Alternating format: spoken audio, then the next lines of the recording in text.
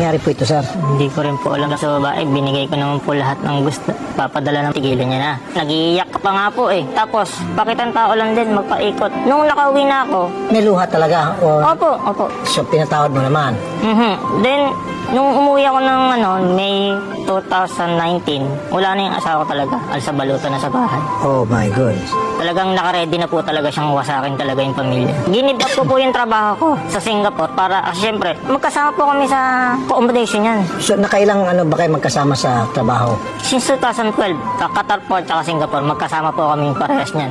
Isang company, isang accommodation, isang lamesa lang kami nagkakainin niyan, sir. Bilhin niyo, sir, pagka yung misis ko, minsan pumunta ng Singapore, may relasyon na pala siya. Na namamasyal kami sa Singapore, meron na pala akong, masakit mong pakinggan, meron na pala akong, may tayo na pala ako sa ulo.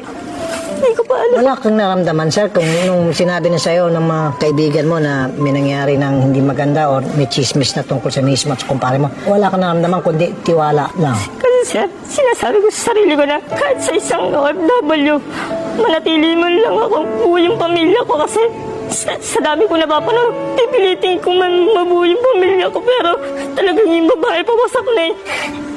Kaya pinipilit ko pa rin ignore yung mga sumbong sa akin. Hindi, pipilitin ko pa rin mabuo yung pamilya ko pero wala. Ayoko, suko na ako.